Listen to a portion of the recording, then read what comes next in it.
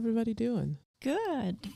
The sun is coming out, of course. Of course. Yeah, well, it's usually nice when we record, so that is it's a good sign. That is a good sign. Right.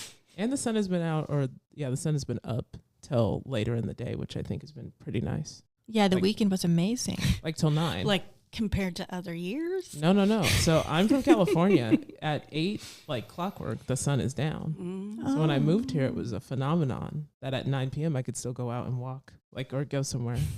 Yeah. See, you didn't even notice. You were like, what do you mean? This is normal. It's not. I was closer to the equator. I didn't know. Well, in Sweden, 9 is early still for the sun to go down, in the summer. The sun will be out much later. That's crazy. I get why everybody settled. This makes sense. California would have sucked. You've been like, you have rest of day. Like, why? Where's the sun at? Where's the sun at? During the weekend, I discovered that actually, I burn so easily, even from my head, that I should put sunscreen to my hair. Yeah, you should put spray like a sun if you're blonde on top. Yeah. They don't make conditioners with SPF, do they? I have no idea. Maybe I should start one. There's got to be something. That sounds like good money. So I'm sure you hear some extra voices with us today. We have a couple of special guests, not just one, but 2 at the same time. Do you want to give us your name, special guest? Kim Jacobs. And? Laura Galeev. We're excited to have 2 special guests here today to just talk about the Swedish Finnish community. I think a lot of people have, without knowing it, met some of the Finnish singers, because often we have had the Swedish and the Finnish singers, the choirs, together at some of our events here, like the Lucia event at the club, and we had the Valborgs Mässoafton at the Vasa Park, where these singers were collaborating and singing songs in Swedish. I remember we had the plethora of men here at the club. Was those Finnish men? A 61-man choir came and performed from the University of Helsinki Academy. It was a pretty great event. A great event. 61 handsome men. You really missed out. What can you do? Serenading you? 61 handsome men just... I mean... If you missed it, that's unfortunate, because they were only here for a limited time. But maybe we can find a way to get them back. It's interesting that we have those 2 choirs. I mean, I never thought if choir was a big part of Swedish and Finnish culture. Is it like a big part? It's a huge part. Yeah. And sending choirs back and forth across the ocean, also a huge part of both of the language groups. Yeah, I was singing in a choir when I was a kid. Interesting. Yeah, it was a huge thing. So, do you just do that forever? It's it's just part of culture. There's every opportunity to sing, so you might as well be a part of the choir. I'm not sure where the choir part, probably church, but I know that we're still singing the same song. Wow. That when my ancestors came over, they're singing those traditional folk music songs and continue to this day. We will send a choir over and we will sing those songs again, and you will enjoy it. And thinking about it, there are a lot of events where we have singing, like Valborgs Mässoafton, Lucia, Christmas, Midsummer, like choir singing, but also general singing, people singing together. So the more I think of it, actually, it seems very typical for the cultures. There's a poster in my office, Finland Swedish singers playing at the Moore Theater, and it was in 1960, and it was a choir sent over, and they toured the United States. They recorded an album in Chicago. Wow. Cool. Interesting. Yeah. So karaoke later? Like you're a singer? Is that what I'm hearing? Oh, Finnish karaoke. You're not ready.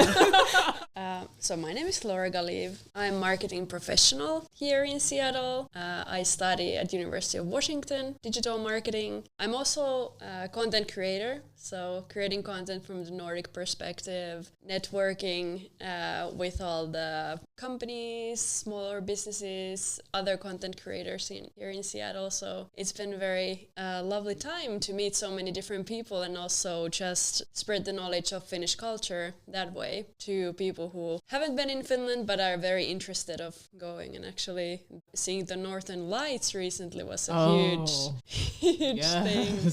I don't know if other ones also saw those, but I tried and failed, but it's okay. I missed it and tried the next day and failed, so I'm very embarrassed to say as a Swede. So I was like, well, now you don't have to travel to Finland. You can just go outside. Now we have to do. We missed it. Yeah, I missed it. We have to go. That's funny. I'm also the newsletter editor and social media manager for the Finlandia Foundation of Seattle. That's wonderful. If anyone is interested of that. My name's Kim Jacobs, and I'm the director of the Swedish Finn Historical Society, with its research library and offices within the building of Swedish Club. So, oh wow! So you're familiar with this wonderful, wonderful view. I am. I have a portion of it in my office. I grew up in Coos Bay, Oregon, which was also called Little Kokkola. It was a settlement for the Swedish-speaking immigrants from Finland. There was a pretty sizable community. It was the largest immigrant group in Coos Bay. Both sides of my family come from Karlovy or Kokkola, depending on your preference. So did you grow up speaking Finnish or? No. No? No. That's often what happens, right? When people move abroad, yeah. And my ancestors spoke Swedish. So Karlovy has quite a few Finnish speakers. So most likely my ancestors spoke Finnish. However, no one asked because they didn't mention it. Mm-hmm. And people don't ask what they don't know. But many of the immigrants that came over only spoke Swedish that came from Finland. I'm unaware. Why is that? Finland was part of Sweden for more than 600 years. The current theory is that Swedish speakers did settle on those coastal areas. They used to say that no one was there and that Swedes just settled and built towns. Interesting. Not what happened. It wasn't really what happened. There were Finns there and they stayed there. It's the language that took over and probably because of trade on the coastal areas. And so we're Finns. What about you, Laura? Did you grow up speaking Swedish or Finnish? I moved from Finland to US 3 years ago. I lived in downtown of Helsinki, the capital, and then I moved to Seattle after meeting my now husband. And yeah, that's how I ended up here. Did you learn Swedish and Finnish as a child growing up in Helsinki? Yes, so it's mandatory to learn Swedish at school, starting from 6th grade. And actually, I was just reading about this recently, and seems like nowadays they start teaching Swedish even earlier than 6th grade. So Swedish speakers start learning Finnish at 7. Also mandatory? Yes, oh, absolutely. I see. Except in Åland. So tell us a little bit more about what happened when your ancestors moved to Oregon, and then they settled there, and they started speaking English maybe to their kids and so on. So then what happened to the language? Well, not for a generation. My grandparents were all native Swedish speakers. They didn't speak English till they went to school. One by one, they'd get sent off, and they went to school on a boat. That's wow. Boat school? That's pretty cool. Well, the school wasn't on the boat. It was more like the school bus was a boat. That's still, I mean, oh, okay. I had to walk to school. And so one by one, the children became fluent in English, and the parents' English improved. Yeah. And usually by the last child, that child could speak English before they went to school. That's the general pattern. And did they try to do you know if they tried to, keep the language alive, or like what happened over time? World War II really squashed language, passing on languages, because it was, you wanted to be American in every sense of the word. There was a lot of pressure, a lot of nationalism growing out of the war. Wow. And so churches switched. In the 40s, you'll see that church services switched to English. They start keeping records in English, and they stop passing it on. Some of the immigrants never taught their kids because they wanted to talk about their kids or about problems. And so they... it was like a secret language. Yes. I love that, and actually. So it wasn't like that in my family, but yeah, there are many, many stories about that. Wow. It was like a secret language. Do you have a story about that?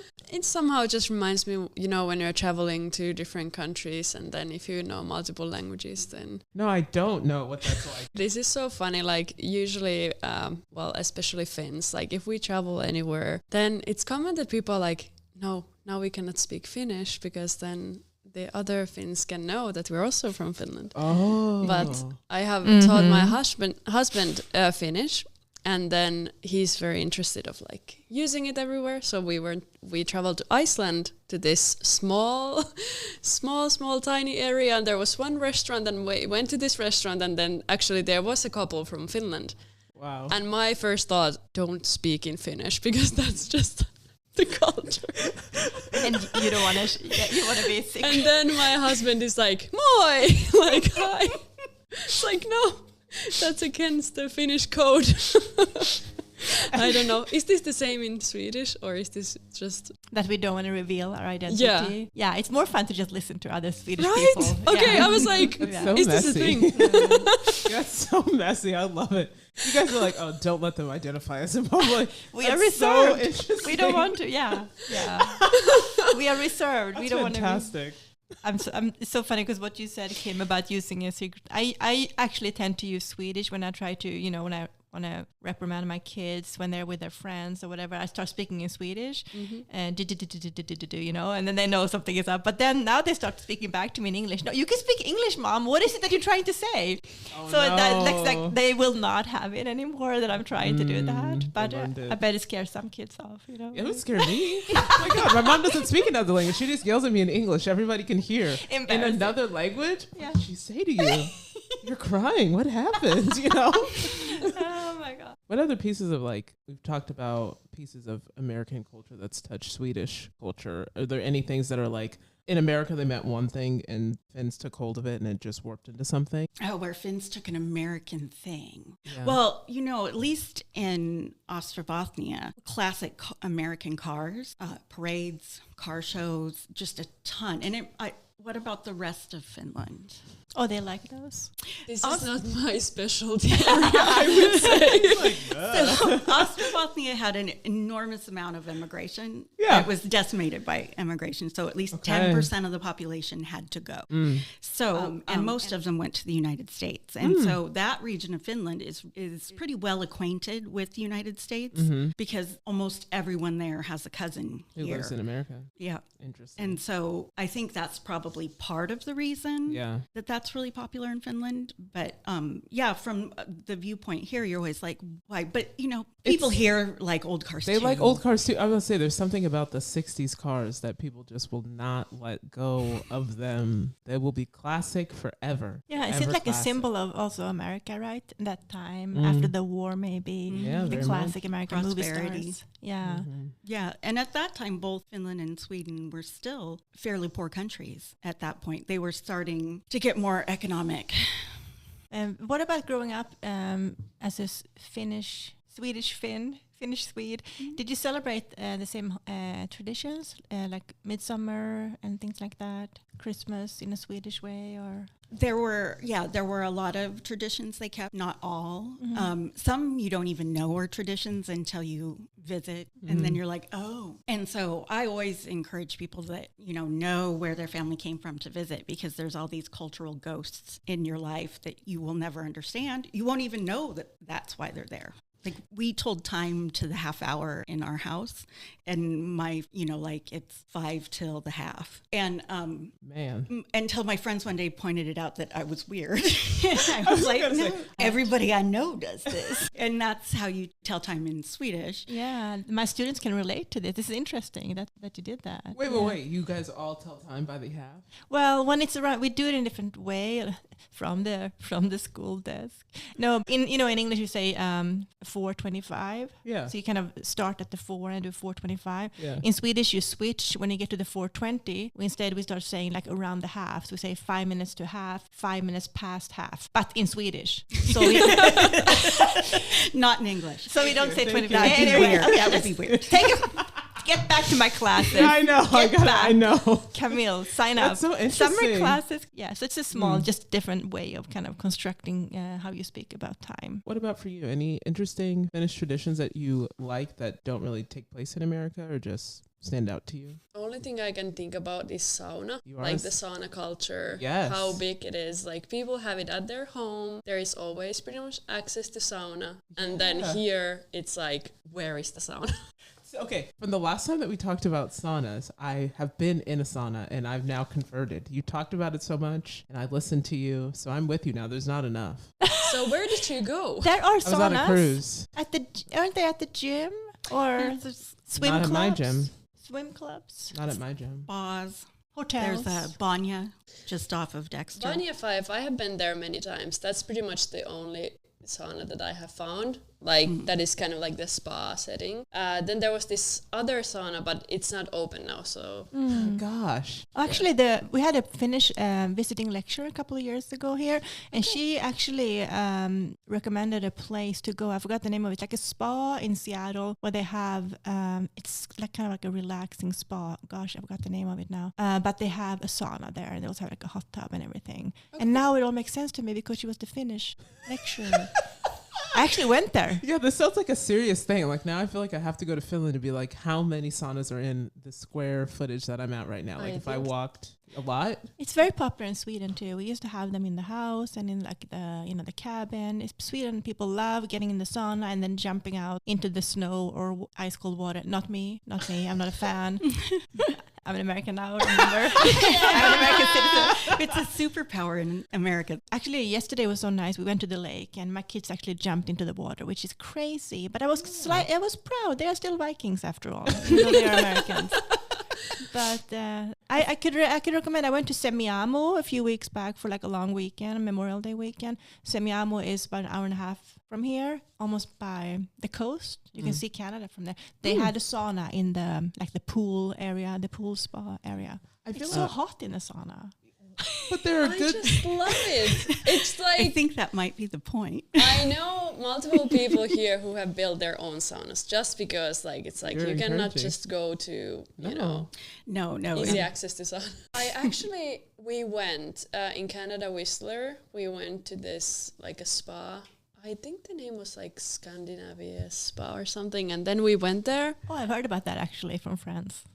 We went there and I was so shocked. Like, first of all, it was not hot. The sauna was not hot. And then... good. not for Wow. That's one strike. me. Yeah.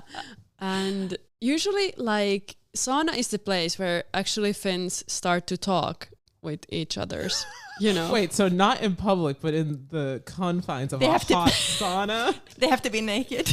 Exactly. Interesting. Yeah, naked in the nowhere to sauna, hide. and then you actually start discussing, you know, all the businesses and everything. That's a real trust thing. I understand you guys now. That's a trust thing. Okay. And some people drink. I was I gonna don't say- drink alcohol, but maybe some other beverage. Alcohol and the heat. Passing out in the sauna. And then heading to If the you're not cold practiced. lake. And then jumping into the cold lake. Nothing That's bad just- ever that's happens. that. That's just a casual day. That's why don't we have more saunas? That's so easy. Yeah, we need to investigate. Are you a fan also, Kim, of the sauna? I am, and also, you know, when you're like Finnish American, you can use it as like your Finnish superpower and stay in the sauna a lot longer than anyone else. And it's supposedly really good for you, right? I was confused. I was with a friend in Semiamo, and she and I went in the sauna. We were confused. They're supposed to put some water. I should know this growing up in Sweden, but I feel like the saunas in Sweden growing up, at like the swim place or whatever, they were there. But I think you guys know more about their more elaborate benefits and the use of sauna. Isn't that traditions? It's widely regarded as very healthy in Finland, but I think You're should supposed to speak put about it. water on Yes, or you something? put water on the, Coals. Is it coals? Coal? we call it kiwas in Finnish, but I don't know what is the... Yeah, The coals. heat. Yeah. The Yeah. heating source. Yeah. You know. That's what I saw on the cruise. They were coals on the cruise. Yeah. And basically, I guess we just grew up to this tradition because, like, even when you go to school and you have like some sports classes, you go to oh my shower. God. Not shower. When you have like swimming lessons, Yeah. you go to sauna before the swimming lessons.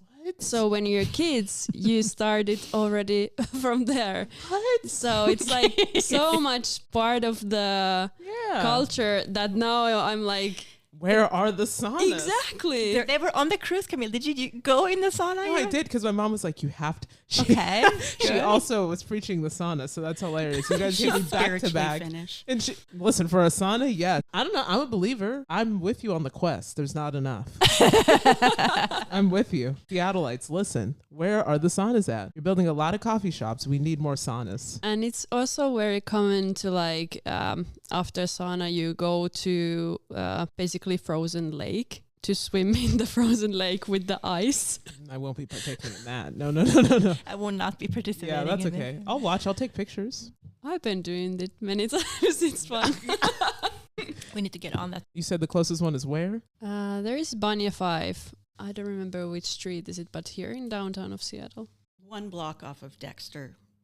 Cool. This is not sponsored, but hey, It's if you see us at that sauna, if you see us walking around. yeah, you know why. That's the nearest one. Maybe a hotel you might be able to break in. So, Kim, how did you end up doing this as a career, working with this? And So when I was a kid, I remember my dad taking his dad back to Finland and visiting and coming back, and all these pictures. And then he gave us each an address, me and my brother, and we had to write our cousins. That was our assignment. Wow. And then when I turned 13, well, not quite, I was 12, he said it was time for us to go to Finland. And Oh my gosh. I thought that the family was going to go, but it was just my brother and I were going to go. Oh my gosh. And I was like, where are we going to stay? And he's like, with your cousins. And I'm like, I don't know them. Yes, you do. You've been writing them for years. he had a plan. Wow, yeah. My grandparents were in Finland at the same time. We stayed with our cousins, and we were forced to have our own relationship with Finland. It wasn't a family vacation. We had to it was us interacting with the actual culture and our cousins. And I think that has everything to do with what I do for a living. That's so nice that your dad had that interesting forethought. My dad's never been described as nice before, so this is a thrilling moment. I have to ask, did you speak English to your cousins, or were you able to, did they know English at the time, or how did you guys communicate? My older cousin, she was fluent in English by that point. My younger cousin, Robert, Swinglish. Okay. It Nice. was the mode of conversation. But yeah, we were able to communicate fine. We're still in touch. The last night we were there, the last time we were up till 1 o'clock in the morning just laughing. And Wow. his daughter goes, "Why are you so loud?" And I'm like, that's what happens in America. Yeah.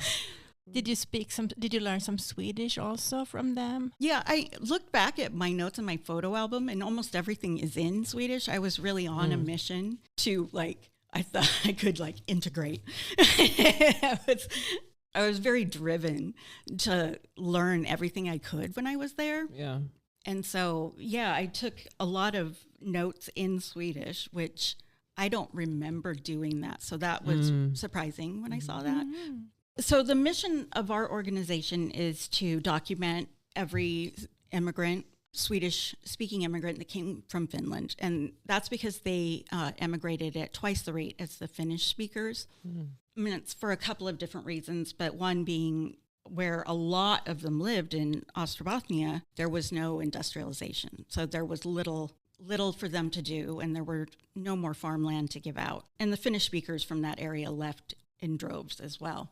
And so I have this theory that kind of that forced separation, and while some had an adventure or wanted to go, it really was pretty traumatic for everyone. Some, the ones that left, it wasn't always a choice, and the ones that left behind, sometimes they never knew what happened. Yeah. I do think that it's a kind of a special situation in Swedish-speaking Finland to know your cousins for generations. That's not really normal in the United States for very many cultures. And, I can't speak to it, how many countries are there in the world. Yeah. But in my experience, 3 generations down the line, we still know our cousins. We still visit. Wow. The Finnish speakers keep up with it by passing their language down generations. They hold on to the language longer than any other language group. So Really? Did you know that? stubborn people Actually, use I their didn't. talents in different ways. That's interesting to know, but I feel like that's kind of what makes sense, because it's such a small, nation, and then they're gonna have to just keep it going, I And guess. then you hide it in public, and then you don't want to tell each other that you're in the same vicinity. That's so interesting. That's the secret dichotomy. language. It's one thing to be Finnish. It's a totally another thing to hang out with them. Some parts of Swedish-speaking Finland can be very enclosed in a bubble. Ostrobothnia is more that way than other regions. And there's about 4 regions of Swedish speakers in Finland. In Ostrobothnia, the Swedish speakers are more likely to not know Finnish than any other part of the country. That would be incredibly rare in Helsingfors, which is... Helsinki. Oh, thank you. Now I need the translations. Thank you. The cities have different names in English. Why? Why? You grew up in Finland, but speaking Swedish, but you were probably surrounded by people speaking Finnish. Yeah. Did you have the same kind of culture as far as holidays and traditions and stuff like that? Like Christmas, midsummer? I'm kind of circling back to the language, like that we have to learn the Swedish language in school, but also all the signages, like let's say street signs, announcements in the subway or bus or anywhere, it's in both languages. So I know a bunch of random things in Swedish, for example, because of the metro stops. Like there is Igelgotsvägen. Wow. Which is Siilitie in Finnish. Hedgehog. I think. Those are the Road. same. Road. Yes. Oh, okay. So Starting a new class.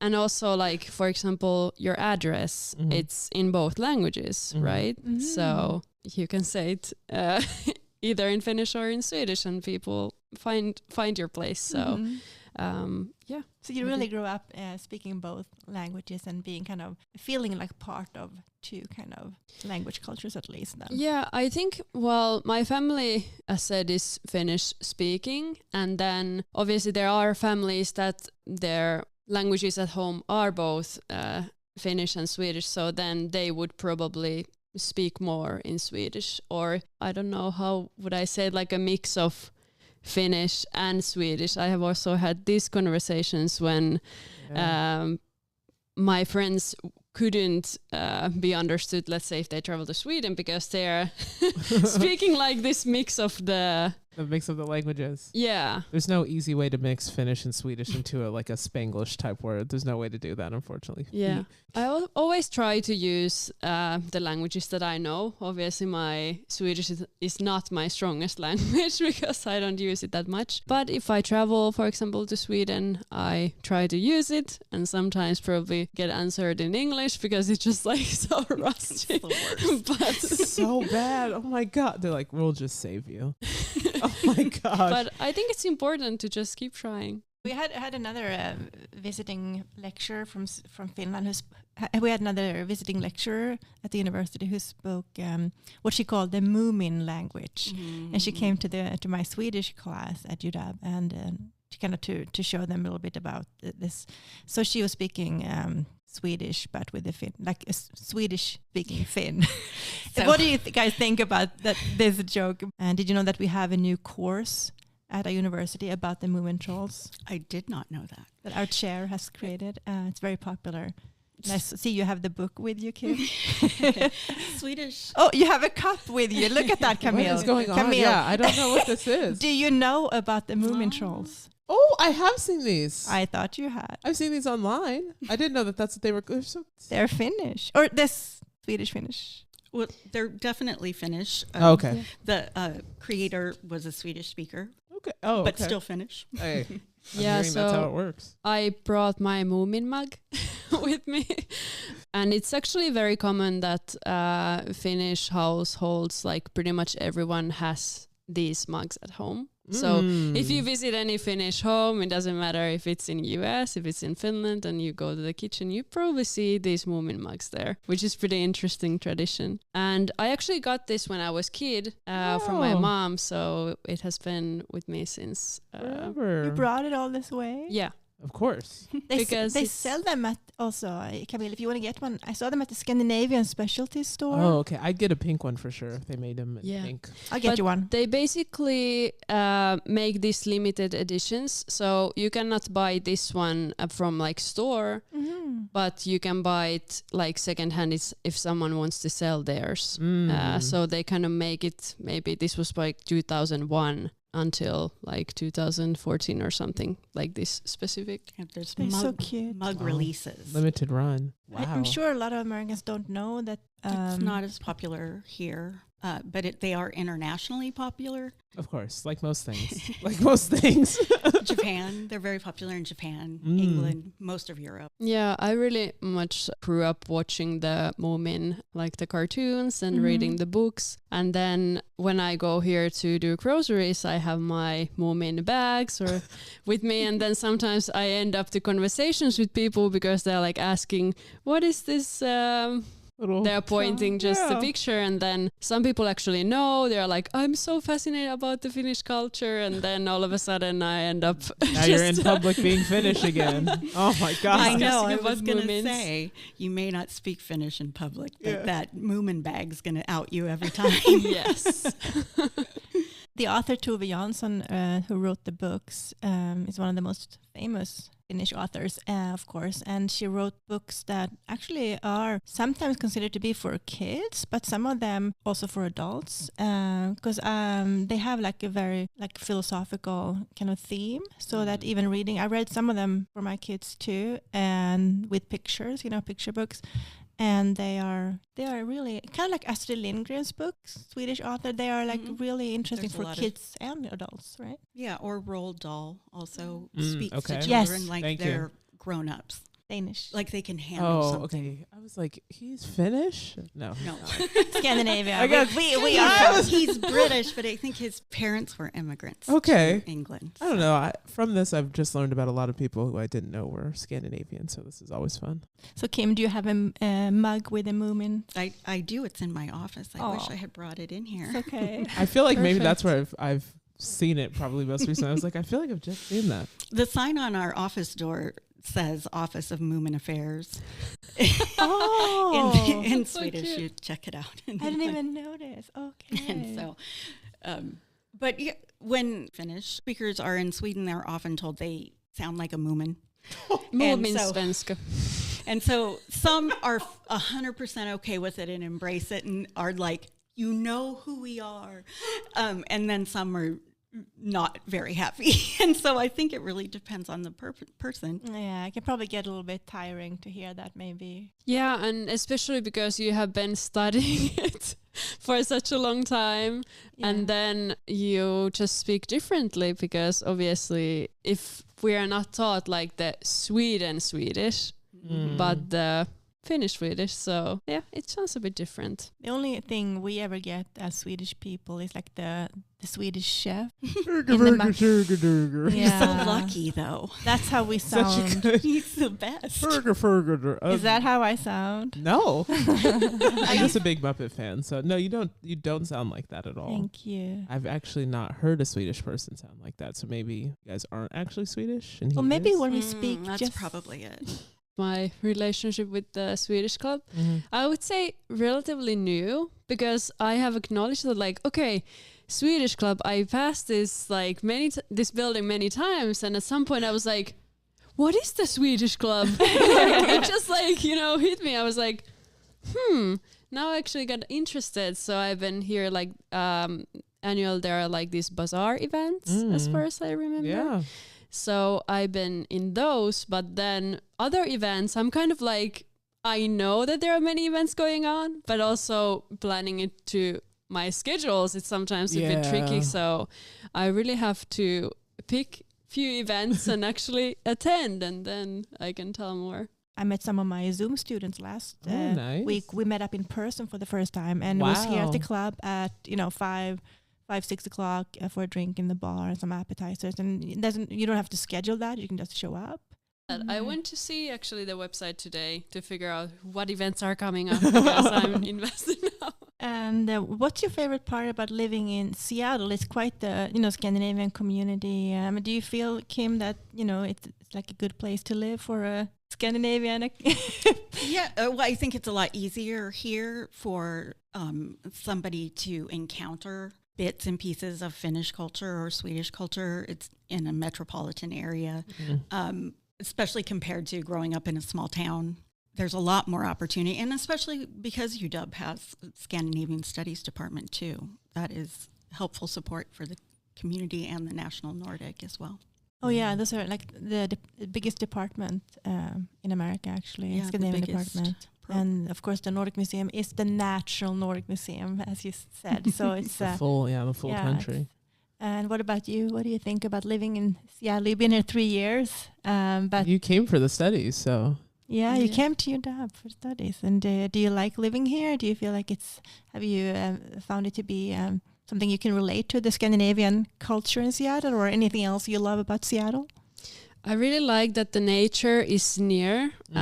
You can see mountains, which obviously you don't see in Finland. And then so sorry. Nobody doesn't have any mountains. Nobody can see my. Yeah, I don't know. I clearly didn't understand. Wow, that sucks. Norway wanted to give Finland a mountain for its 100th anniversary, but I think maybe a Norwegian wanted to give Finland a mountain. So sweet. Yeah, then this mountain's got to be crazy. You're like, the mountain is out. Yeah, so it's pretty interesting. I find it very pretty to just see such a beautiful nature around, and also just enjoy, swimming and like all this, even without the sauna. We do have mountains in Sweden. I just want to put that on the record. See, I did know that. Yes, that's why I saw you looked like a little bit like confused. Where did they go then? Because we love skiing, When I was a kid, I described Sweden like this. I said, it's like Finland, but they squished it and it got mountains. That's a good description. So the Finns don't ski as much? You ski, but only like the Nordic ski. Right? I think she skis. There's a skier in our midst. Oh, okay. Well, isn't it always like parents are telling like, I did go to school with skis every time? Like, yes, I walked 5 miles in the snow. That's what I tell my kids when they complain about walking down the block to the bus stop. But yeah, we actually had to ski in school because we had these like sports classes. So you actually carry your skis and then you do cross country skiing. Like, oh my, that's right, the cross country skiing. around the school area. You guys are always killing that. I feel like in the Olympics. I feel like that's your thing. Well, they don't have any mountains, so all they can do is like the flat. Cross country, right? Ski jump. Those are constructed. Yeah. You should see a ski jump. Yeah, that's true. But it's not a real mountain. It's really just built. A giant ramp. Yeah. What about you, Kim? Do you engage in these particular typical Scandinavian activities? Even your family has been here for generations now. I'm trying to think. What do you feel? Well, I'm in the Finnish choir. Oh, she's singing. But do you go jumping in the water in the cold and all that stuff? I do like to jump in cold water after the sauna, and I like to do it several times in a row until someone tells you maybe you should stop. Okay, she's a true Finn. You guys are more Scandinavian than I am. Yeah. The sauna part is really taking me out. It's so funny. And I have discovered the Nordic skiing here as well. So during wintertime, we go to the Snoqualmie area to do skiing. So it's pretty fun. My cousins in Finland told me to not cross-country ski in public in Finland because someone would think there was something wrong with me. What? That I should be able to ski much better because of your Finnish heritage, and because I'm an adult. Oh. Wait, do you guys have 911? What's the equivalent? Emergency. 112. 112. She needs help. 112. I think Finnish cousins are really good for bringing you down to reality in every part of your life. That's their sense of humor. Very humbling for sure. Well, I can't ski at all, so never have, never will. It's too cold. I'll go to a ski lodge. I'll look real cute.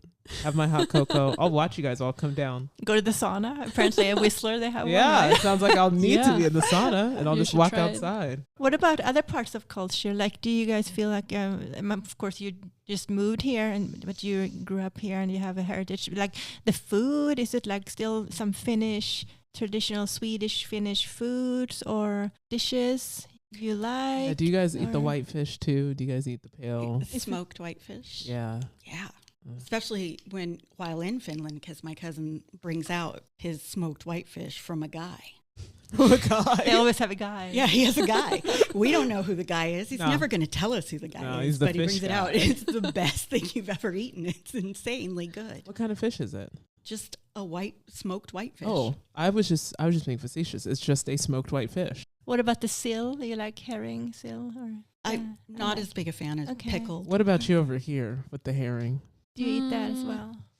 Maybe very specifically summertime with the very tiny potatoes. Oh yeah, the midsummer tradition. That's so good. Maybe hypothetically, if I were to accidentally put it on my plate, I need to have a potato. I agree with that. I do have a story about sill, Yeah. though. So a lot of there's this man who was born in Sweden in the 1500s who his DNA is thought to be in 50% of Finns. And I'm sorry. Yes. Anyways, he got a contract with the Swedish government for fish, for herring. And he was so excited because it was a big contract. He fulfilled the contract, and then he gave a bonus to the military, and that was some sour herring, some sursill. Oh, surströmming. You know, the smelly one? Oh, we have about talked this. about that Yeah, the before. one you can't open in planes.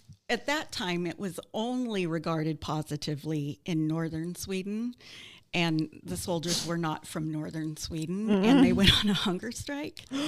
Oh my God. Yeah, I can imagine. Infuriating the king, who thought he had been defrauded, and but he hadn't. The regular fish had been delivered. He was just sharing his favorite delicacy with the military, so he was prosecuted. He was prosecuted And spent some time in jail. And he changed his name to Sursill, embracing his legend. But most of his children were women, and most of them moved to Finland and married bishops. And so about 7 of his daughters came over. Oh so my! interesting. So there's This sounds like some TikTok series. I was about to say haven't I would watched. 100% see this as a reality TV show on Netflix or something. That's a docuseries. the reason we know about it is the first ever genealogy done on commoners in Finland was tracing this line back, and so That must be so interesting. So That's a lot of what crazy. you do, like you trace back the history of people. yeah, and I was only really mildly aware of this man until I was contacted by somebody from Finland who said, we want to add you to the tree because he's my ancestor. He's made the cut. And that really is it. They're building this giant tree and adding people to it, and you get invited after they vet to make sure you're actually a descendant. Yeah, do you guys get like a nice dinner or like what do you Maybe get? surströmming. Nothing. But you do get responsibility of helping edit the tree. Oh, that's nice. You get editing access. That's pretty nice. So Yeah, I have never tried surströmming, but I think it's a very small group of people who love it. Have you tried it? I have not. Okay, cool. Maybe we should bring that also another time, like that and the sauna. In this building? No, come here. We'll have a picnic. Isn't it against the law to Oh. open a can in Stockholm or something? Oh, I think we should not. Okay, do let's that. skip that. Let's skip that. outside. I mean, if there's somebody I don't like, I'd happily open it on their porch. But I don't think. We do like to eat outside, don't we? Like Yeah, Scandinavians. al That's the fresco. reason. Yeah, that's the reason. Do the That's Finns it. like to eat outside and have picnics and stuff like that too? We I mean, the love that. weather's nice, and if it looks like this, I No, would. it was a joke. We don't have to do it. Oh no, I'm over that. I'm not eating that. It's okay. It's okay. It sounds like it wouldn't be for me anyway. Stinky. No thanks. You do a lot of social media, and we've talked about it before, Laura. How do you feel that you've exposed some people, or connected some people to Finnish culture, just through your social media and your experience, kind of capturing what it means to be Finnish online? Well, just being myself, I Yeah. guess, just showing like how do I live, like what type of foods I'm eating, because in the Finnish culture it's very common that you cook at home. Like you make salmon soup, like salmon, potatoes, leek, carrots, like very fresh That sounds good. You're going to have to food. send that to me. So I guess, well, I like cooking a lot, but also like just homemade, like basic things. So I think that's one thing, sharing like how the Finnish home food looks like. Mm-hmm. Yeah. Then Well, I don't too much talk like in Finnish in my social media, obviously, because the audience is here. But I guess I could start sharing more about the Finnish language in general. And then if I'm traveling to Finland, trying to show obviously places there. So that's really nice. Do you want to tell us where we can find you? It's on Instagram, and what else? Yeah, I mostly create content on Instagram, so with my name, Laura Galeev, and then on TikTok as well, but no, haven't been posting too much. Oh, R.I.P. R.I.P. Is that app still live? Is it still on? It's still on, but let's see what happens. Not much time left. How do you guys engage in this culture, or try to engage? Do it. I'm starting laughing because we just recently discovered on Netflix this show called Dead Wind. It's like this crime show. It's in Finnish. And then first I was like, oh, this is going to be too scary for me because I'm not like too big fan of like something, too crazy or violent or something. But actually it was a very good show. So if anyone is into crime and wants to hear how the Finnish language sounds like, because it's spoken in Finnish, so feel free. I would definitely do that. I'd have the captions on, but I could do that. Yeah. It's called Dead Wind. Is it on Netflix? Yeah. Well, I do think now there is greater access to like contemporary Finnish culture, which hasn't existed in the past. Like on the Sundance Channel has a couple of Finnish series on it. One is I find particularly enlightening. It's it's a sitcom, but it's about a Swedish-speaking man and a Finnish-speaking woman, and all the stereotypes are in it. So for me, it's funny. It might be tiring for sounds fun, but because Helsingfors Swedish speakers are always thought to be rich. You know, kind of the first episode, the punchline is the apartment they're moving into is owned by his parents. Of course it is.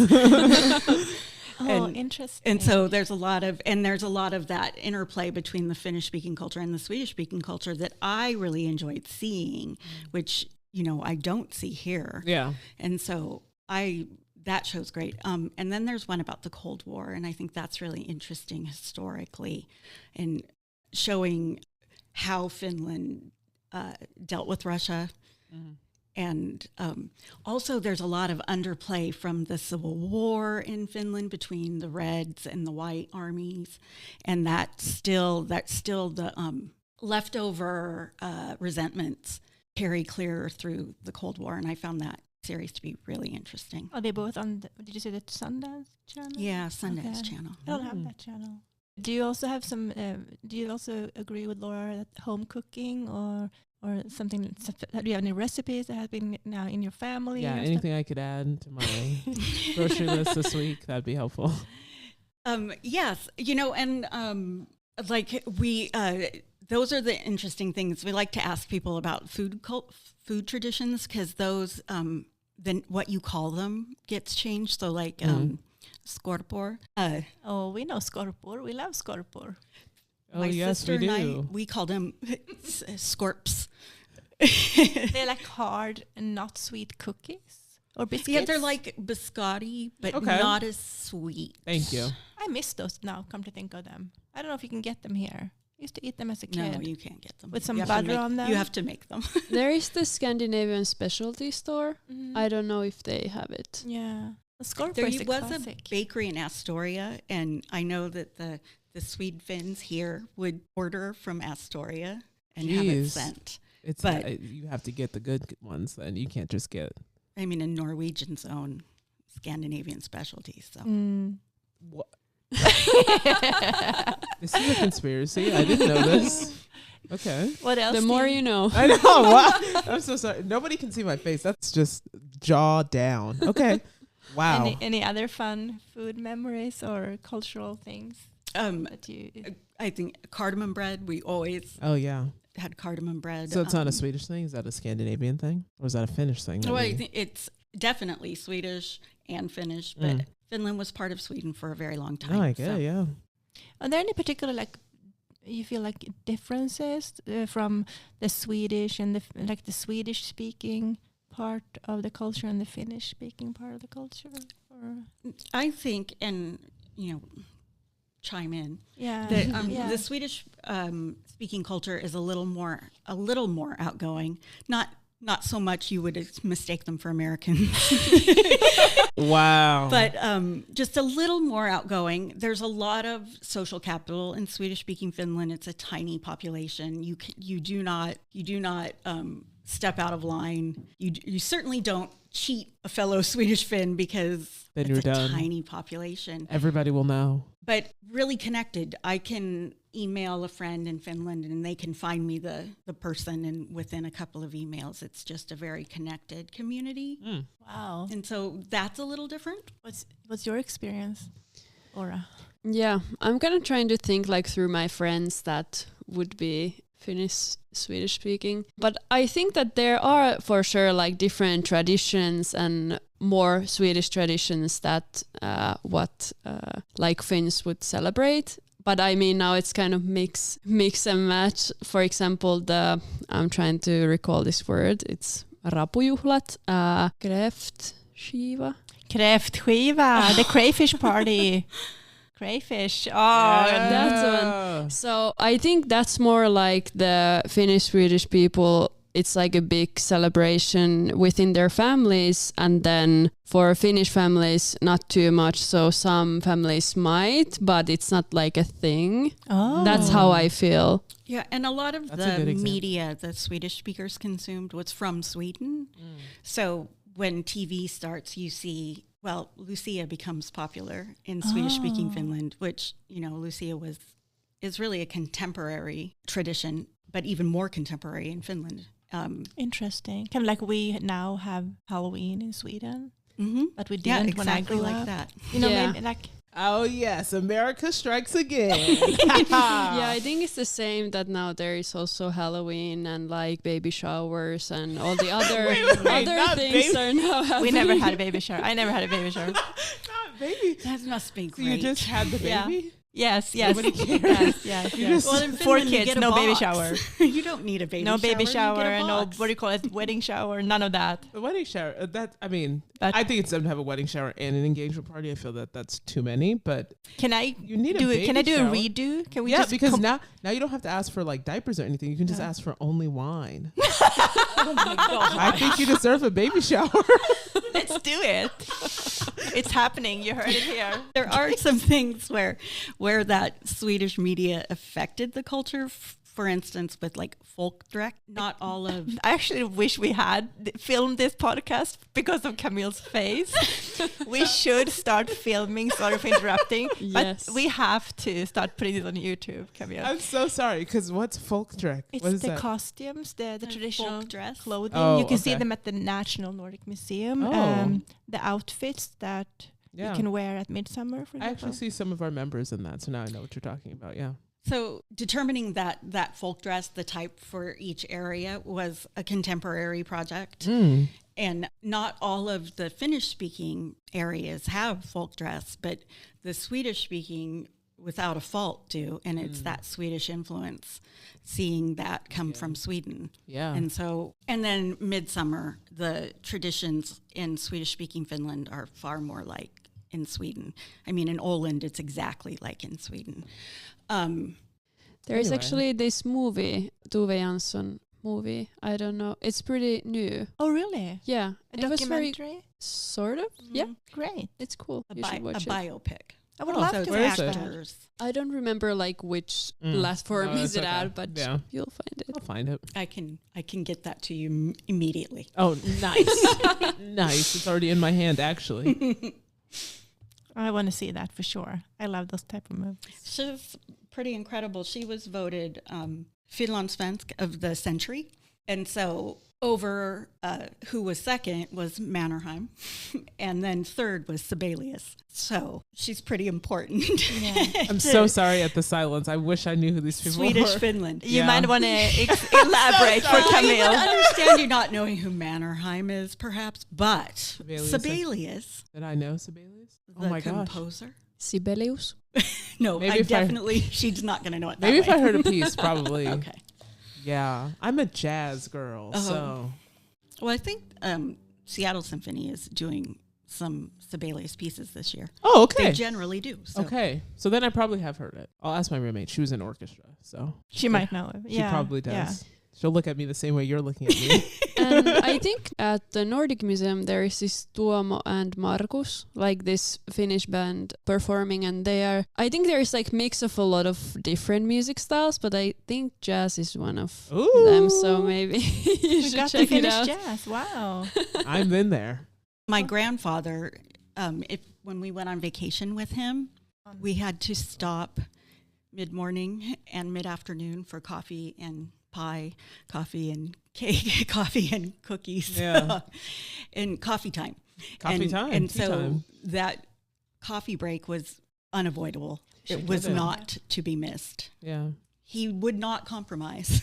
And also like I have figured like recently, okay, I have to figure how to explain this, but if I have anyone visiting from Finland, let's say my family, my friends, and well, my husband is not Finn, so he doesn't always know like how certain things are very different or very like precise. Let's say coffee, like if you make the coffee, it has to be fresh to be that you can drink it. So Finns or Swedes or usually like people don't want to drink the coffee that has stayed like 2+ hours. Yeah, or even half an hour. Unacceptable. Or 15 minutes. Even 15 minutes. No, it has to be. It's terrible. I make coffee and then I remake it 10 minutes later. I make coffee. Yes. I do. You There drink it, you and go. when you're ready for more, you make more. Yeah. 100%. Oh, interesting. That is I don't, not. there is no other way. No other way. That's what I'm saying. So when my husband was about to offer the coffee that was not, brewed fresh, I was like, I look like I'm going to die because this is like the worst thing that you can do. Committed a capital offense there. It sounds I was like, okay, I have to explain what's happening because I was like, I just threw this coffee away because it's not fresh. that's insane. I do this all the time, Camille. I didn't even know that it was a Swedish Finnish 100%. thing. I thought everybody knew this. I thought everybody knew this Common sense. It's not common sense. about coffee. Because if I make coffee in the morning, it still tastes good. Even if I reheat it up, it still does what it's supposed to do. No, It's no. crazy. That's something that I recently learned. That people heat it up here. Yeah. I think if it stays microwave. on it, I can't even make it in a coffee maker even. It's like burnt. If it sits on that burner for just... Any of you guys partake in drinking Starbucks? Sure. Yeah. Sure. Oh, so I worked at a Starbucks. That coffee sits. It's not fresh. That coffee sits. You got us. you My got gosh. us. Like, even if they have a timer on, the timer will go off. It'll still sit there. Well, no, I don't drink coffee. Maybe something You get the special. Like an espresso? Americano. Oh, okay. I just wanted to see because there's a lot of good coffee shops in Seattle. Like, There is the Kaffehagen nearby. I haven't been down there yet. Yeah, it's kind of this Scandinavian vibe. Really? Yeah. Danish inspired. It's okay. We're Scandinavian. Yeah. It's okay. Same it's all thing. the same. Yeah. If someone wants to explore like all these like Scandinavian style cafes here, that's one to go. I liked that you told us about the mid-morning and the mid-afternoon coffee break, the fika, because that is something that I talk about a lot when I teach Swedish also, that it's part of the culture still. Like if you have a job in Sweden, you have a break at 10 o'clock for coffee. So nice. Together. Yes. Oh. Half an hour. And then in the afternoon, 2:30 or 3, you have a break for half an hour. You sit together and you talk. And you're not supposed to talk about work. So you really, that's... So What if you don't want to talk to anybody about anything? yeah, Are you so allowed to do that then you hide in your office. 'Cause I don't know how much I want to talk to the people I'm working with about other things at You know. work. Well, that's the thing, actually. I just figured that when I was working in Finland, it's very common that your work friends can be your friends outside of work. But what I figured here is basically you have your colleagues, but they are not like friends. They don't have enough fika, coffee breaks. They don't have the It's time. 100% But is that that. true? I'm No, kind of that's a- just no, trying that's- to build this connection in my No, head. you're 100% right. There's like a very clear distinction. And some people get to cross the threshold to like friendom, but then it's almost like a very secretive thing because if other people find out or like they know that you're very close with one person, they'll get See? FOMO and I like don't- it's just the politics. Is this the secret language now? And you are supposed to be the open social American. No. Right. Everything's high school. Everything. I mean, I'll talk to So people high in public. school. That's crazy. But That is so yeah, interesting. no. Sometimes your friends at work are not your friends in real life. That's just how it works. Shocking. Well, we've liked having you both here. This has been really fun. Yeah, thank you so yeah, much for thank you both coming. for being here. Yeah. Is there anything else that we can plug for both of you? Yeah, what's happening? Where can we find you?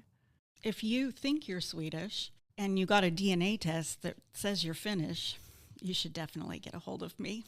At the Swedish Finn Historical Society. A lot of Swedish Finns have no idea that that's their past, and they think their family's from Sweden. Mm. And so, yeah, if you're suspicious of your heritage, She can help you out.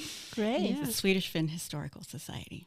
Located inside the Swedish Club. I'm happy to connect with anyone who is interested of Nordic countries in general, or Finland, or basically all the tips here in Seattle, what to do, which places to go. So you'll find me on Instagram, Laura Galeev. Well, thank you guys for being here. Thank you. Thank you. you.